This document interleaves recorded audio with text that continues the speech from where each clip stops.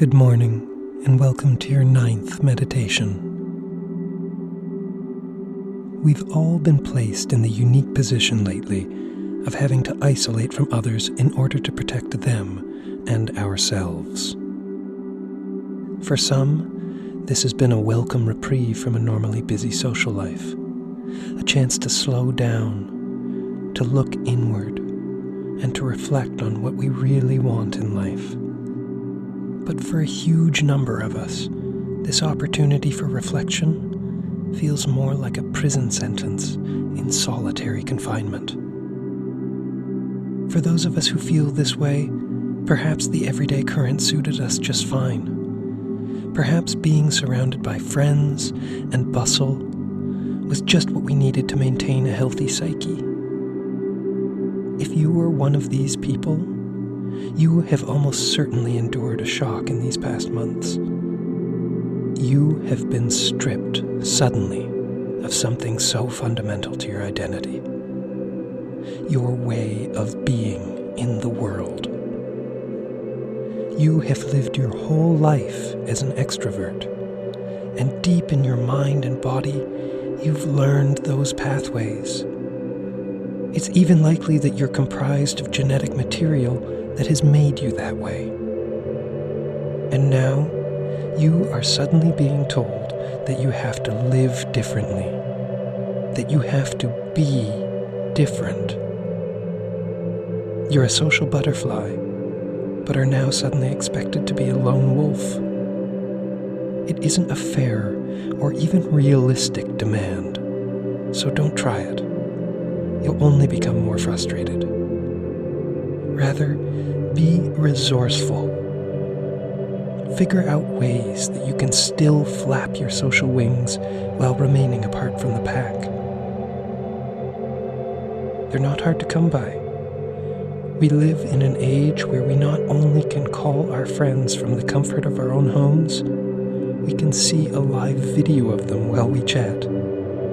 We can be engaged in text conversations throughout the day with multiple people. We can share pictures of ourselves, or songs, or jokes, and see people's reactions.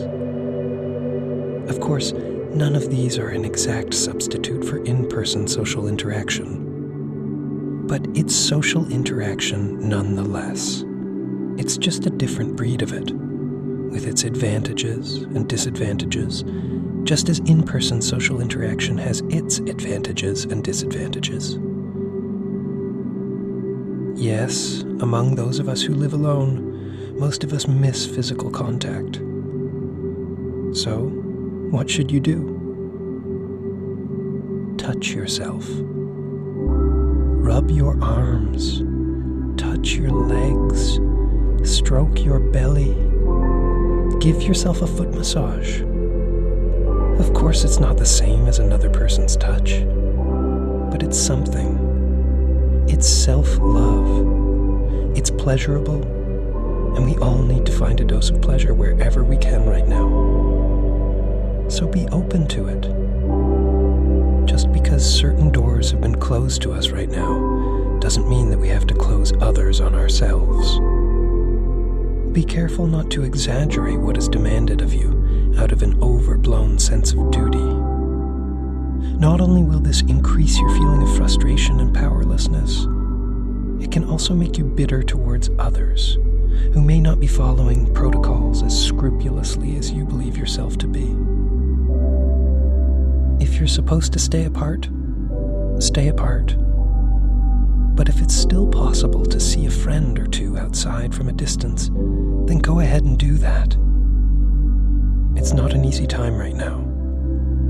But while we all work together to protect each other, let's make sure we are fulfilling our own needs as much as possible. Be kind to yourself. The world is in a muddle due to forces beyond our control. All you can do is try your best to navigate it. Keep it up. You're doing great. Have a wonderful day. This podcast was brought to you by Odium.